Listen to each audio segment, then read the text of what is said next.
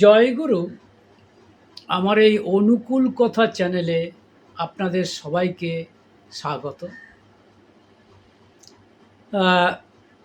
আজকের যে আলোচ্য বিষয় সেটিকে বোঝার স্বার্থে আমি প্রথমে একটি ছোট্ট ঘটনা আপনাদের বলব। আমার এক বন্ধু এটি বলেছিলেন আমাকে। তিনি বলছিলেন তার এক প্রতিবেশী আছে, যে তাকে প্রায় তার দেখা হলেই জিজ্ঞেস করেন কেমন আছে। তো উনি বলেন যে শরীরটা ভালো নেই। উনি সঙ্গে সঙ্গে বলেন কী ব্যাপার? এই পেটের অসুখ। হ্যাঁ তাই? এটাকে অবহেলা করবেন না। আপনি এটা অমুক ডাক্তার আমি জানি, গ্যাস্ট্রোএন্টারোলজিস্ট, তাকে দেখান। হ্যাঁ, আর তার থেকে আবার নার্ভাস ডেবিলিটি হয়ে যাবে, ইত্যাদি ইত্যাদি বল। তো আমার এই বন্ধুটি বলছিলেন আসলে এই ভদ্রলোকের একটি স্বভাব অন্যকে ভয় পাইয়ে দেওয়া, এবং এর মধ্যে তিনি আনন্দ পান। তা বারবার এটা হওয়াতে তিনি স্বাভাবিকভাবেই একবার মজা করে আমার বন্ধুটি সঙ্গে যখন ওই ভদ্রলোকের দেখা হয়েছে, যখন জিজ্ঞেস করেছেন যে কেমন আছেন, সুস্থ আছেন তো? আমার বন্ধু বলে উঠেছে হ্যাঁ, একদম সুস্থ আছি। এখন ভদ্রলোক অনেকটা দেতো হেসে বলছেন ও আচ্ছা আচ্ছা, বেশ বেশ, বলে চলে গেলেন।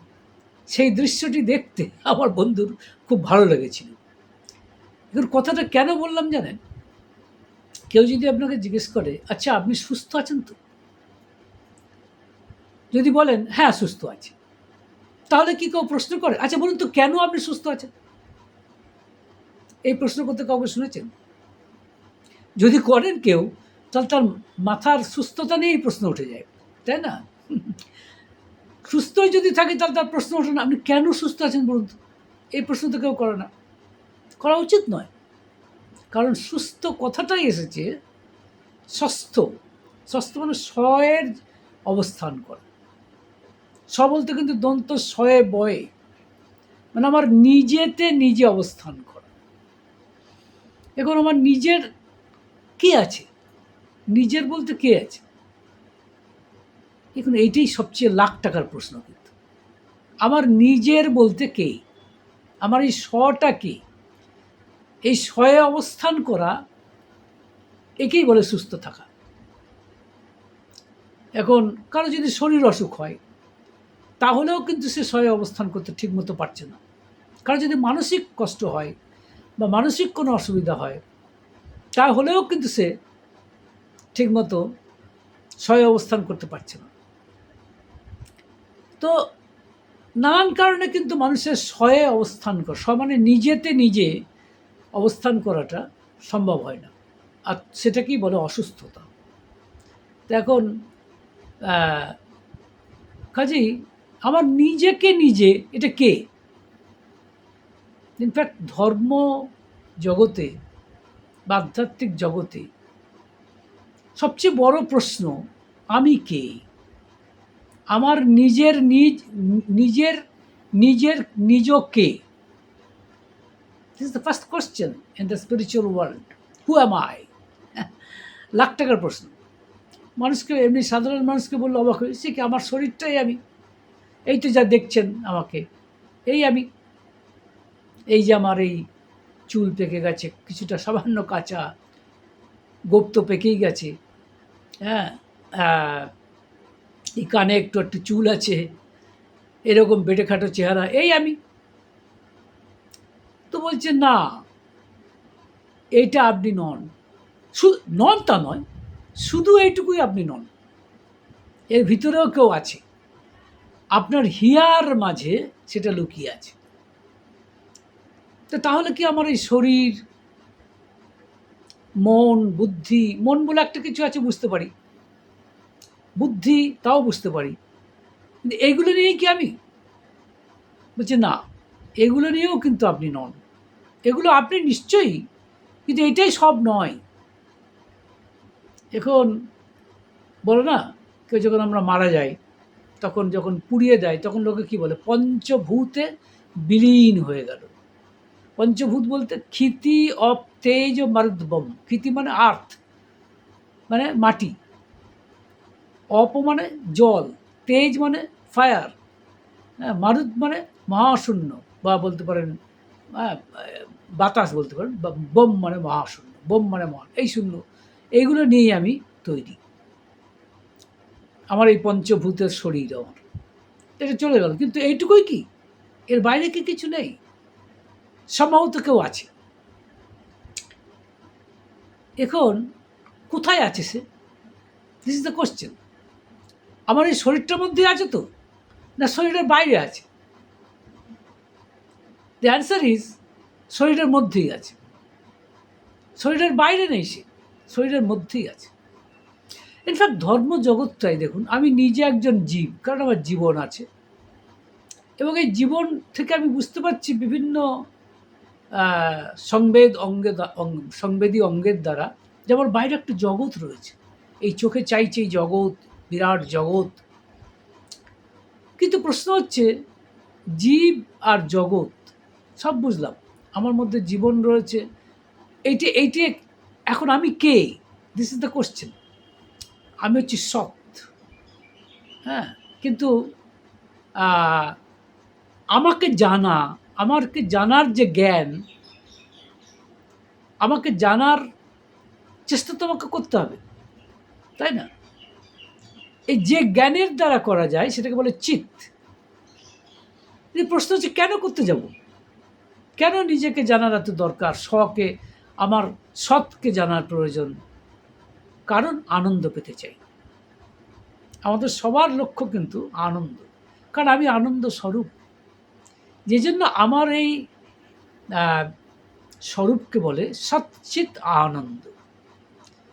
এখন আমার ভিতরে কিন্তু কেউ আছে, তাকে আমি চিনতে পারছি না।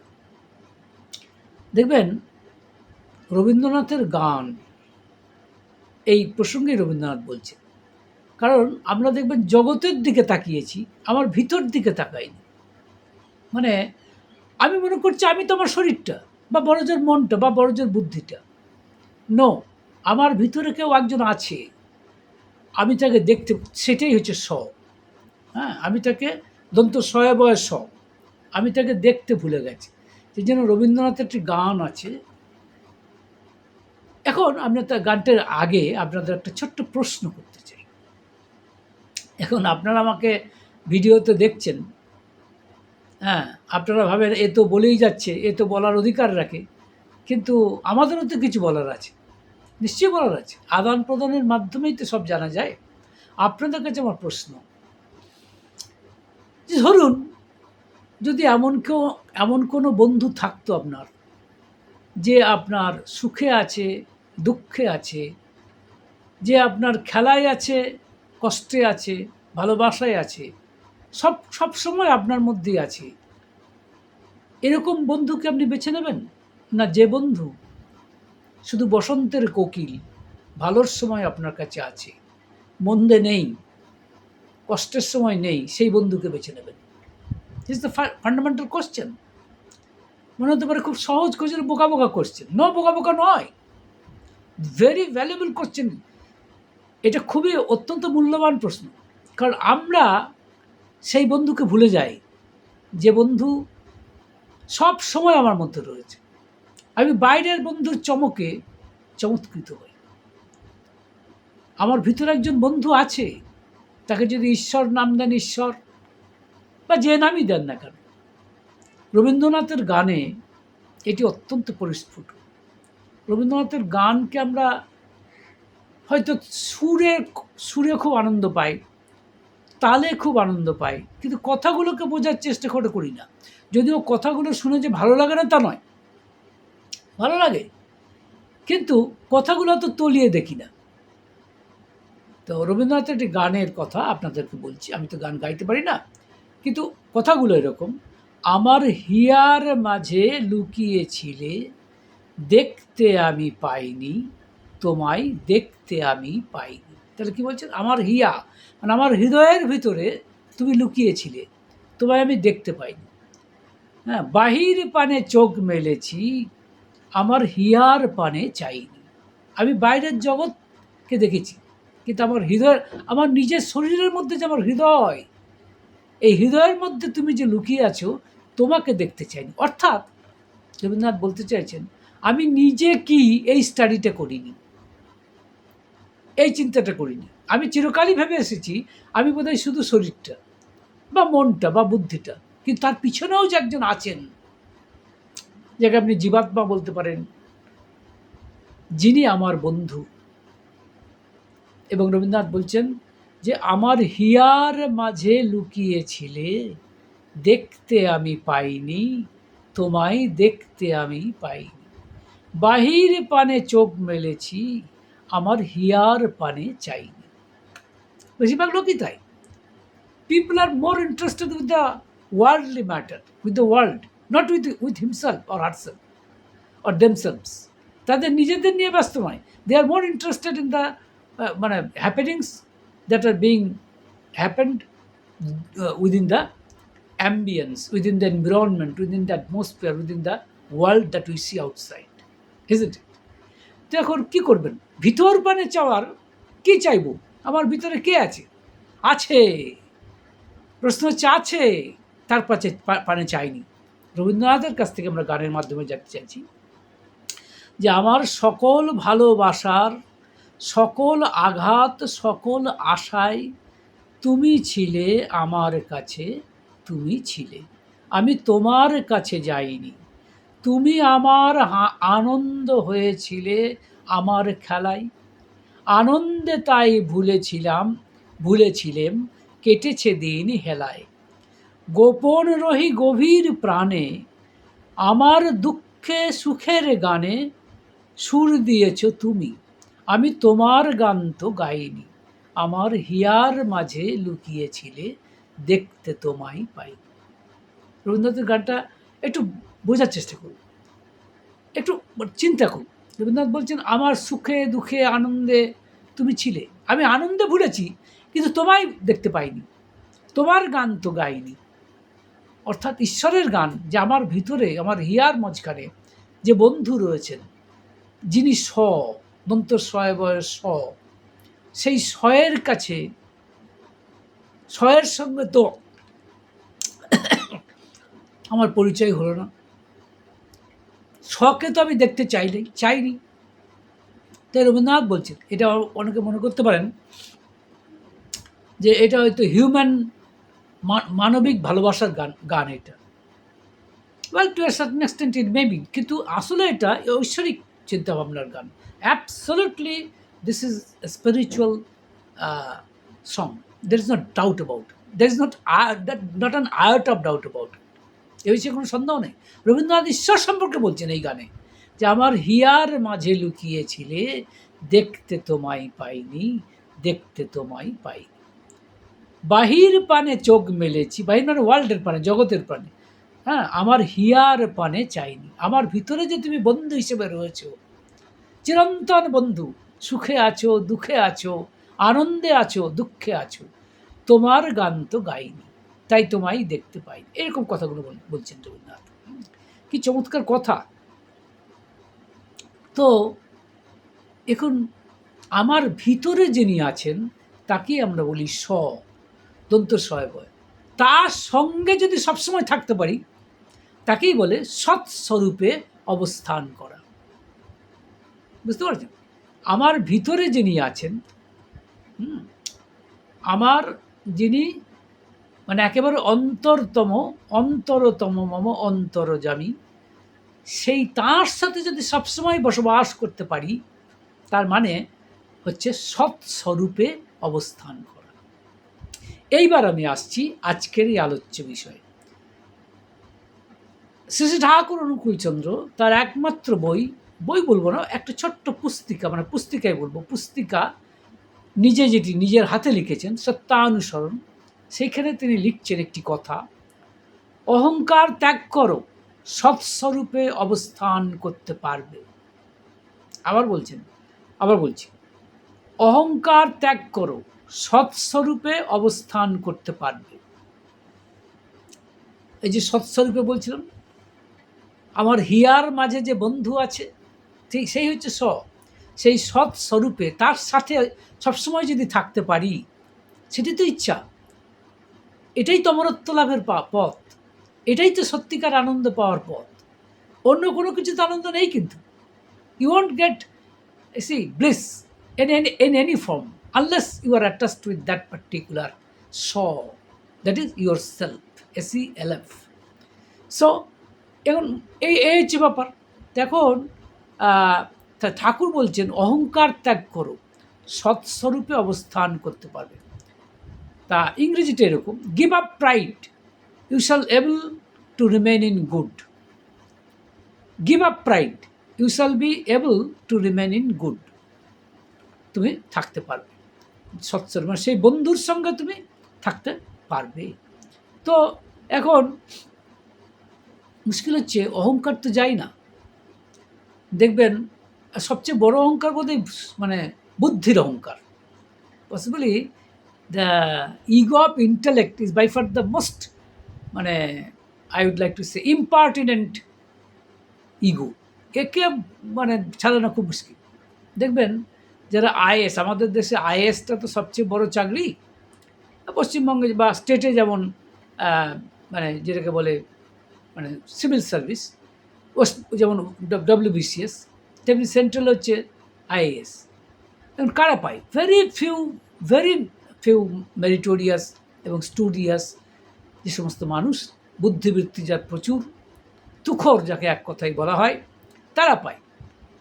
এখন তারা এখন পেয়ে তাদের কিন্তু পেয়েছে তাদের ক্ষমতায়, কোনো সন্দেহ নয়, তাদের নিজস্ব যোগ্যতায় পেয়েছে এই চাকরি। ওই চাকরি যখন যারা পায়, মোস্টলি দেখবেন এই সমস্ত চাকরিগুলো পায় পাবলিক, সে পাবলিক রিলেশন অফিসার বা পাবলিক সার্ভেন্ট, নানাভাবে হতে পারে। এটা ডিস্ট্রিক্ট ম্যাজিস্ট্রেট বা কোনো মিনিস্টারের পিএ বা চিফ সেক্রেটারি, এগুলো হচ্ছে আইএএসের চাকরি।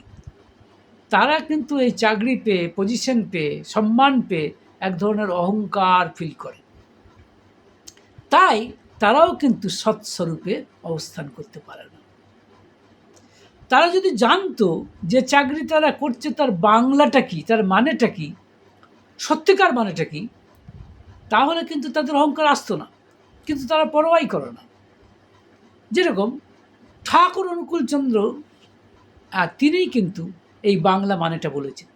তাকে জিজ্ঞাসা করা হয়েছিল, আপনার আলোচনা প্রসঙ্গে দ্বাদশ খণ্ডে 4 পাতায় পেয়ে যাবেন, যেখানে ঠাকুর বাংলা করেছেন পিআরও, মানে পাবলিক রিলেশন অফিসার, তার বা পাবলিক রিলেশন অফিসার, তার বাংলা করেছেন যে গণসংশ্রয়ী কর্মী, গণসংশ্রয়ী কর্মী। আবার পাবলিক সার্ভিস অফিসার তো তারা, তাই তার বাংলা করেছেন গণসেবী কর্মী, মানে যিনি জনগণকে সেবা করেন, কর্মী তিনি। He is merely A worker who actually gives service.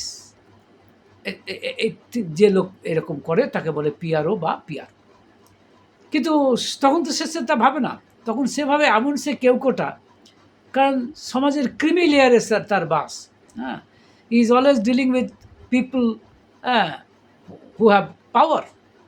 যাদের পাওয়ার আছে তাদের সাথে তারা ডিল করে, ন্যাচারালি তাদের ইয়েটা অনেক বেড়ে যায়, ইজন্ট ইট? তার ফলে তারা সৎ স্বরূপে অবস্থান করতে পারে না। অহংকার একটা আশ্চর্য জিনিস, বুঝতে পারছেন? তো সৎস্বরূপের, সৎ যেটা আমি বলছিলাম, এটা কিন্তু আপনার বলতে পারেন যে মানে সৎ মানে ঈশ্বর, ভগবান, আপনার একান্ত বন্ধু। যে আপনার একান্ত বন্ধু, তাকে কিন্তু আপনি তিনিই সৎ। এখন সেই বন্ধুকে আমরা, তার কিন্তু কোনো নড়চড় হয় না, তিনি সব অবস্থায় এক। তিনি হচ্ছেন আমার জীবাত্মা, তাকেই বলে জীবাত্মা, মানে that is the individual soul. আমার ক্ষেত্রে সেটাই। তো এখন ব্যাপার হচ্ছে যে এই ইন্ডিভিজুয়াল সোল বা আমার এই জীবাত্মা, যিনি ভগবান, আসলে তাকে কুটস্থ বলে, কুটস্থ মানে হচ্ছে জীবাত্মা। ওই কুটস্থ হয়ে যদি আমরা থাকতে পারি, মানে জীবাত্মাতে যদি আমরা সবসময় থাকতে পারি, তাহলে কিন্তু আর ভয় নেই, আনন্দ খুঁজে পাব। আমি আপনাদের পুরো ব্যাপারটা আরেকবার ছোট্ট করে বলার চেষ্টা করছি যে আমি কে?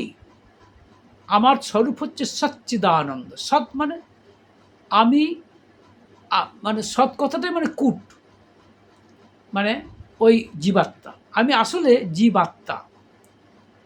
এখন আমি যে জীব আর এই যে জগৎ আমি দেখছি, এগুলো কিন্তু জানতে হবে, বুঝতে হবে। যে বুদ্ধি দিয়ে বুঝতে পারছি, যে জ্ঞান দিয়ে বুঝতে পারছি, তাকে বলে চিৎ। তাই সৎ চিৎ। কেন জানতে চাইবো? কেন নিজেকে জানতে চাইবো? কেন জানতে চাইবো যে আমার হিয়ার মধ্যে আমার বন্ধু আছে? কারণ জানতে পারলে আমি আনন্দ পাবো। সেই জন্য আমার বলা হচ্ছে সচ্চিৎ আনন্দ। তাই আমার স্বরূপই হচ্ছে সচ্চিদানন্দ। তো আমার এই ভিতরকার স্বরূপকে আমাকে চিনতে হবে, অর্থাৎ সেই বন্ধুকে যিনি জীবাত্মা, যিনি জীবাত্মা আমার শরীরের মধ্যে থেকে তিনি আমাকে বাঁচিয়ে রেখেছেন। তার দয়ায় আমি বেঁচে আছি, purely because of his grace I am living, still living. যেদিন তার দয়া হবে না সেদিন আমিও নেই, মুহূর্ত শেষ।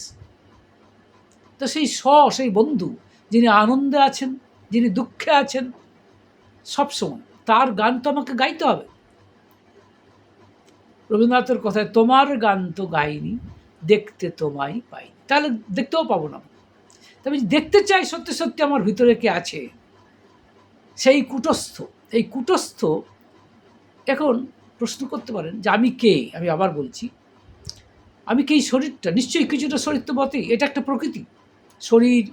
এবং শরীরটা কী দিয়ে তৈরি?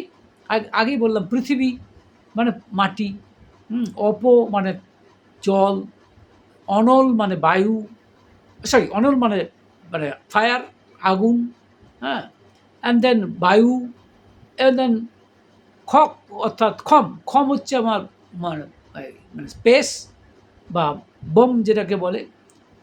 কিন্তু তারপরে এই শরীরটা তো এই দিয়ে তৈরি। তার ভিতরে রয়েছে মন, তার ভিতরে রয়েছে বুদ্ধি, তারও ভিতরে রয়েছে অহংকার। এই সব মিলিয়ে আমি তৈরি। এটা একটা দিক। এইটা হচ্ছে আমার অপরা প্রকৃতি। এটাকে বলছি অপরা প্রকৃতি। এটা ভগবান শ্রীকৃষ্ণ গীতাতে ৭ম অধ্যায়ে, ৫ নম্বর শ্লোকে ভগবান শ্রীকৃষ্ণ এটি বলছেন। মানে ৪ নম্বর শ্লোকে তিনি বলছেন যে আমার ৮টা ভাগ আছে। কি? না, এই যে শরীরটা কী দিয়ে তৈরি? আমি আগেই বললাম, পৃথিবী মানে মাটি, দেন অপ মানে জল, অ্যান্ড দেন অনল মানে আগুন, বায়ু, অ্যান্ড দেন এই যে পেস অর্থাৎ খম, এগুলো হলো প্লাস মন, বুদ্ধি, অহংকার। তাহলে টোটাল হচ্ছে ৮টা। আমার প্রকৃতি ৮টা। এটা ভগবান শ্রীকৃষ্ণ বলছেন। কিন্তু এটা আমার অপরা প্রকৃতি, এটা মিথ্যা নয়, কিন্তু এটা নিচু শ্রেণীর প্রকৃতি। তাই ভগবান শ্রীকৃষ্ণ গীতাতে ৭ম অধ্যায় ৪ নম্বর শ্লোকে এইগুলো বলছেন যে আমার ৮টা প্রকৃতি আছে। কি বলছেন?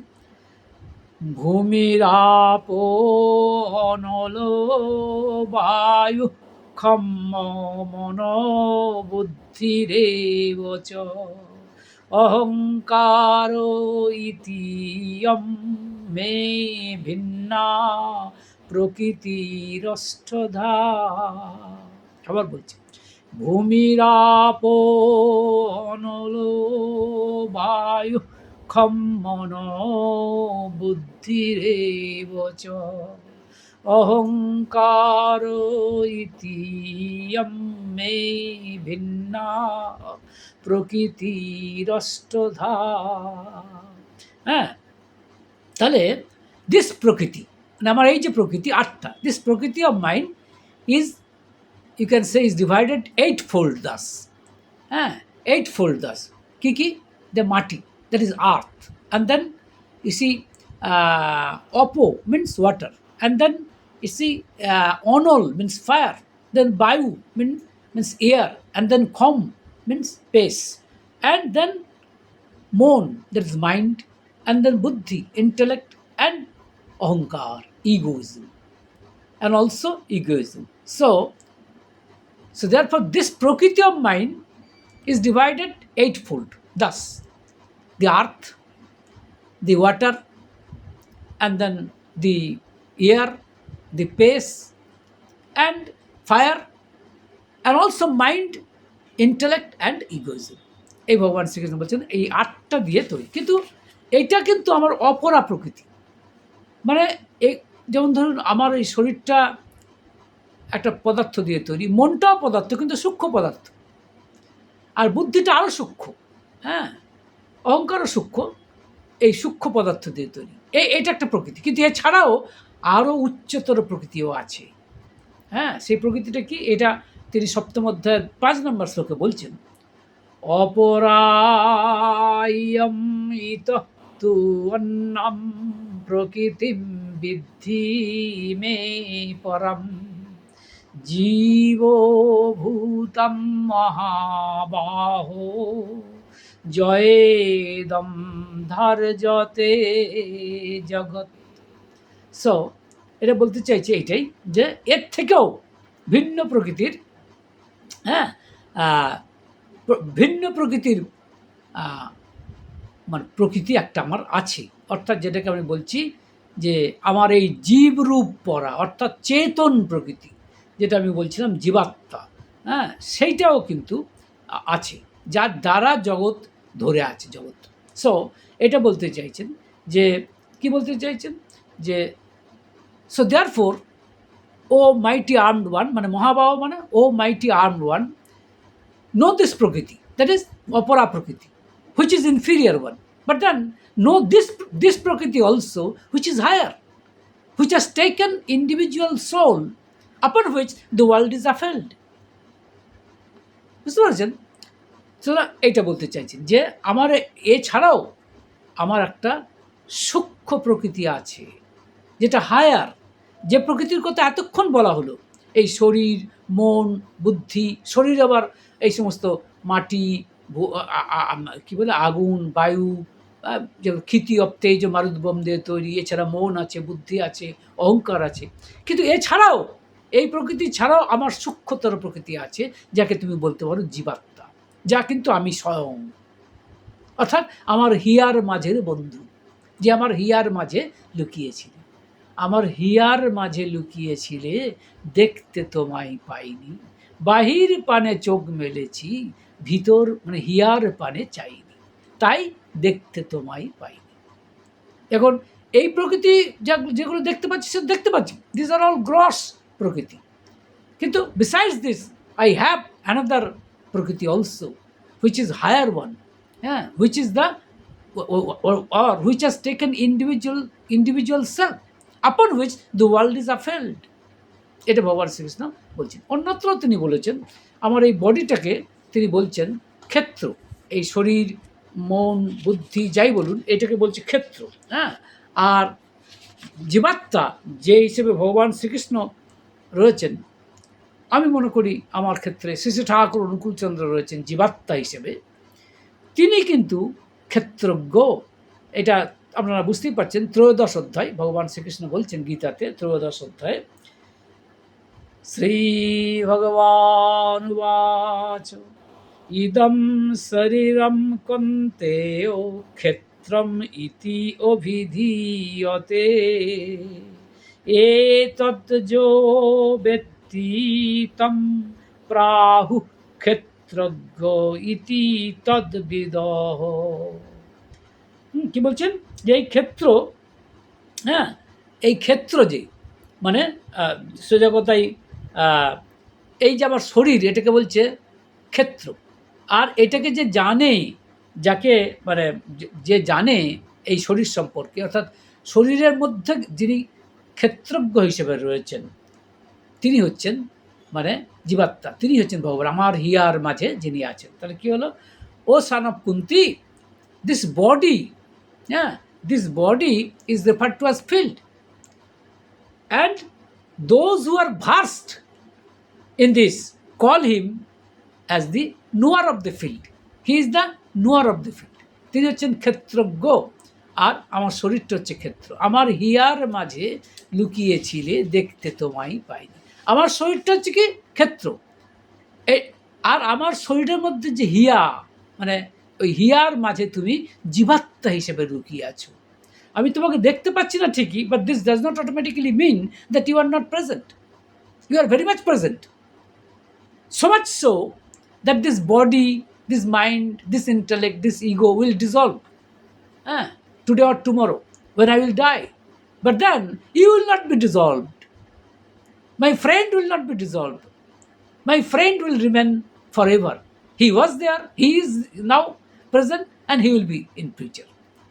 So তাকে আমি দেখতে পাইনি, তাকেই রবীন্দ্রনাথ কি চমৎকার করে তার গানে এই কথাগুলো তিনি বলছেন। হ্যাঁ, তো যাই হোক, কাজেই লক্ষ্য করে দেখুন যে আমি একটু আগে যেটা বলছিলাম যে আমি থাকবো না থাকবো, আমার শরীর থাকবে না, এই যে জগৎ আমার সামনে আমি যেভাবে দেখছি কিছুই থাকবে না, এটা হচ্ছে একটা পুরুষ। আর একটা পুরুষ যে থাকবে, জীবাত্মা, আমার হিয়ার মাঝে যে বন্ধু, সেই বন্ধু থাকবে। হ্যাঁ, এটাও ভগবান শ্রীকৃষ্ণ 15 অধ্যায়ের 16 নম্বর শ্লোকে বলছেন,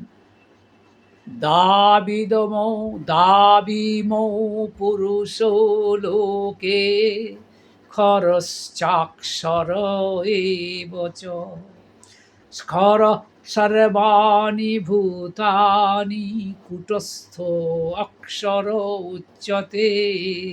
এই যে কূটস্থ, যা ঠাকুর যেটাকে বলছেন সৎস্বরূপে অবস্থান করো, এই যে কূটস্থ কথাটা বলছেন। সো কি বলছেন, there are two persons in the world, এই জগতে দুটো পুরুষ আছে, okay, the mutable and the immutable. এই যে the mutable person which consists of all things, while the immutable person is the, you can say, is the Maya, is called Maya, which is thus myself, যে আমি। Mutable মানে changeable truth, এই যে বলছে না যে ব্রহ্ম সত্য জগৎ মিথ্যা, মিথ্যা নয়, ঠাকুর বলছেন জগৎ চেঞ্জেবল ট্রুথ, মিউটেবল পার্সন, আজ আছে কাল নেই বা চেঞ্জ হয়ে যাচ্ছে, কিন্তু তিনি ব্রহ্ম সত্য, তিনি আমার হিয়ার মাঝে ছিলেন, আছেন, থাকবেন। ইনফ্যাক্ট তিনি কথা বলেছে না, বলা হয় আমাদের এমনিতেও বলা হয়, বন্ধু সেই যে সুখেও থাকে, দুঃখেও থাকে, বিপদেও থাকে। যদি সে বিপদে না থাকে তাহলে সে প্রকৃত বন্ধু নয়। ইংরেজিতেও একটা কথা আছে, a friend in need is a friend in deed, a friend in need is a friend in deed. সেই প্রকৃত বন্ধু যে আমার প্রয়োজনেও থাকে, আমার দুঃখের সময় থাকে। সেই দুঃখ রাত্রিতে কে থাকে? তিনি ছাড়া। মানুষের জীবনে দুঃখ আসেই, তাই তিনি ছাড়া কে থাকবে আপনার সঙ্গে? আর কেউ থাকবে না। তিনি ছিলেন, তিনি আছেন, তিনি থাকবেন। এখন সমস্যা হচ্ছে এই অহংকার। অহংকার হলেই কিন্তু আমি আর তাকে চিনতে পারবো না। তো ট্রাবল ইজ দ্য অহংকার হলেই আমি আর তাকে চিনতে পারবো না। তা অহংকার যাবে কি করে সেটা প্রশ্ন। কিন্তু অহংকারের জন্য আমি হয়তো বুঝতেই পারছি না অনেক ক্ষেত্রে যে অহংকারের জন্য কিন্তু আমি তাকে চিনতে পারছি না, তাকে হয়তো তিনি আমার মধ্যে ফুটে উঠছেন না এই অহংকারের জন্য। এই অহংকার ঘটছে কেন? আমাদের নানান রকম বৃত্তি প্রবৃত্তি আছে, কাম, ক্রোধ, লোভ, মোহ, মদ, মাশ্চর্য। তাতে যদি ঠক্কর পাই, সেগুলো যখন কোনোভাবে বাধাপ্রাপ্ত হচ্ছে, তার থেকে অহংকার আসছে।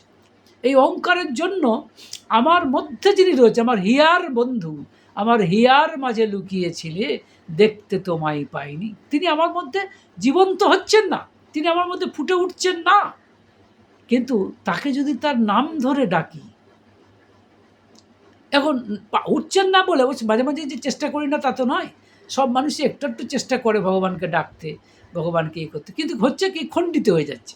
খানিকটা আমি, খানিকটা তিনি, তাই না? সবটাকে দিতে পারছি না তার ভগবানকে, সবটা দিতে পারছি না বলেই তিনি আমার মধ্যে ফুটন্ত হয়ে উঠছেন না, তার দিকে ভালো করে চাইছি না, তাই না? হিয়ার মাঝে লুকিয়েছিলে, দেখতে তোমায় পাইনি, বাহির পানে তাকিয়েছিলেম, হিয়ার পানে চাইনি বলেই হচ্ছে না দুঃখ। কিন্তু কেন বাইরে তাকিয়ে আছি? কারণ হচ্ছে বৃত্তি প্রবৃত্তির অভিভূতির দরুন অহংকার এসেছে। সেই অহংকারের জন্য বাইরের পানে চাইছি, আমার ভিতরে যে বন্ধু, চিরন্তন বন্ধু, তাকে আমি অবহেলা করছি। এই কথাটা এত সুন্দরভাবে আমাদের ঠাকুর অনুকূলচন্দ্র বলেছেন, এটা আমি আপনাদের একটু শোনাতে চাই। একবারে কোট করছি। আলোচনা প্রসঙ্গ 15 খণ্ড, একদম শেষ পাতা, 246 পাতায় শ্রী শ্রী ঠাকুর রাত্রে জ্যোতি আশ্রমে এসে বসলেন। নরেন্দা মানে নরেন মিত্র, যতীন্দা মানে যতীন্দ্রনাথ দাস, কালিদাস দা প্রমুখ ছিলেন। শ্রী ঠাকুর বললেন, তিনি আমার মধ্যে জীবন্ত আছেন, সতত নামময় হয়ে এইটে বোধ করতে থাকলে চিন্তা চলনের ভিতর দিয়ে সব কিছু ফুটে ওঠে।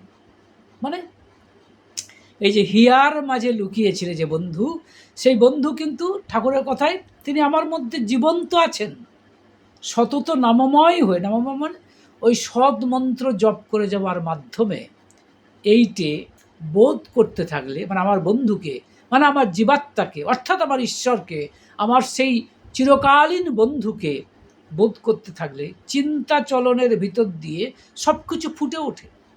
তিনি আমার মধ্যে সুস্থিত থাকেন অচ্যুত অনুরাগের আসনে। মুশকিল হচ্ছে আমি তো সবসময় আমি তার সঙ্গে থাকতে চাইছি, কিন্তু মানে ইনফ্যাক্ট চাইছি না ভিতর থেকে, হ্যাঁ, কিন্তু চাইলে কিন্তু তার প্রতি যদি অনুরাগ থাকে, আমার যদি গভীর ভালোবাসা থাকে, তাহলে কিন্তু তার সঙ্গে থাকতে পারি। নচেত কিন্তু পারছি না তো। তাই ঠাকুর বলছেন, নচেত অস্থির রকম হয়, খানিকটা তিনি খানিকটা আমি এমনতর হয়। তখন চলনায় অসঙ্গতি দেখা যায়। যে দলে পড়ে অন্যভাবে প্রভাবিত হয় তার সম্বন্ধে বুঝতে হবে যে সে আদর্শের শ্লথ। যে সহনশীল নয়, দ্বন্দ্বপ্রবণ, মানে সব কিছু সহ্য করতে চায় না, ঝগড়াঝাটি করে, সেখানে বুঝতে হবে তার হীনমন্যতা বেশি, তার ইনফিরিয়রিটি কমপ্লেক্স বেশি। যে সহনশীল অথচ পরিবেশের মধ্যে পড়ে অন্যভাবে প্রভাবিত হয়, তার ব্যক্তিত্ব কম। অনেকে আছেন যারা গুডি ম্যান, সহ্যও করেন, কিন্তু পরিবেশের চাপে পড়ে সেইভাবে প্রভাবিত হন, তা বুঝতে হবে তার ব্যক্তিত্বটা কম। ব্যক্তিত্বের দ্যুতি বেশি থাকলে সহনশীলতা বেশি থাকে, কিন্তু বিরুদ্ধ পরিবেশের দ্বারা প্রভাবিত হয় কম। সো দেখুন, আমরা যেরকম হই তার কারণ কি? কেন আমাদের ব্যক্তিত্ব কম হয়? কেন আমরা হীনমন্যতায় ভুগি? কেন আমাদের সহনপটুতা কম হয়? এইটা প্রফুল্লদা জিজ্ঞেস করছেন, যে আপনার কাছে এত শুনে বুঝেও ভুল করি কেন, তা বুঝে পাই না। ঠাকুর বলছেন, এইবার ঠাকুর উত্তর দিচ্ছেন, অহং যখন ব্যর্থতায় অভিভূত তখন বুঝতে চাই না। This is the answer, precise answer. এই উত্তর কোথায় পাবেন বলুন তো? এটা আপনাদের কাছে আমার প্রশ্ন। এই যে চরম দার্শনিক তত্ত্ব কত সহজে বলছেন, যে যখন ব্যর্থতায় অভিভূত তখন বুঝতে চায় না, মানে অহংকার এসেছে, অর্থাৎ বৃত্তি প্রবৃত্তিগুলো ঠক্কর খেয়ে অহংকার চলে এসেছে। মানে ওগুলোতে মানে ওগুলো ফুলফিলড না হওয়াতে, আমার অন্যায় বৃত্তি প্রবৃত্তি ফুলফিল না হওয়াতে আমার অহংকার এসেছে। তাই সেই অহংকারের জন্য আমি বুঝতে পারছি না কোনটা ঠিক কোনটা ভুল। আর আমার হিয়ার মাঝে যে বন্ধু রয়েছে, সেই বন্ধুকে চিনতে পারছি না, সেই বন্ধু আমার মধ্যে ফুটন্ত হয়ে উঠতে পারছে না। কালিদাস দা প্রশ্ন করছেন, অহংই তাহলে যত গোলমালের মূলে? এই প্রশ্ন করছেন, অহংই তাহলে যত গোলমালের মূলে? ঠাকুর উত্তর দিচ্ছেন, বৃত্তি অভিভূত অহংই গোলমাল করে, ইষ্টে নিবেদিত অহং ভালো বই মন্দ করে না। বেশ আশ্চর্য কথা বললেন। অহংকার থাকবে না তো নয়, ঠাকুর বলছেন অহংকার থাকবে না তো নয়। অহংকারটা যদি ইষ্টের জন্য হয়, মানে আমার ভগবানের জন্য হয়, তাহলে সে অহংকার ক্ষতি করে না। কিন্তু বৃত্তি প্রবৃত্তির দ্বারা অভিভূত যে অহংকার, সেটা ক্ষতি করে। হ্যাঁ, যেরকম ধরুন আমি কোনো জায়গায় গেছি সৎসঙ্গে, আমার ইচ্ছা ঠাকুর সম্পর্কে কিছু বলবো, কিন্তু আমাকে বলতে দেওয়া হলো না, এটা আমার রাগ হয়ে গেল এবং তার থেকে অহংকার চলে এলো। এর মানে বুঝতে হবে বৃত্তি প্রবৃত্তিযুক্ত অহং। কারণ আমার আসলে একটা কামনা ছিল, আমার একটা বাসনা ছিল, যে আমি ঠাকুরের কথা বলে লোকের কাছে হিরো হতে চাই। This is what is bad. এই ইগোটা খুব খারাপ। এই ইগোটা আমাকে বুঝতে দেয় না, আমার হিয়ার মাঝে যে বন্ধু আছে তাকে চিনতে দেয় না। তাই আজকের এই রেজুলেশন হোক, আমার হিয়ার মাঝে যে বন্ধু, তার দিকে যেন আমরা তাকিয়ে থাকি, তাকে বোঝার চেষ্টা করি। বলতে জয়।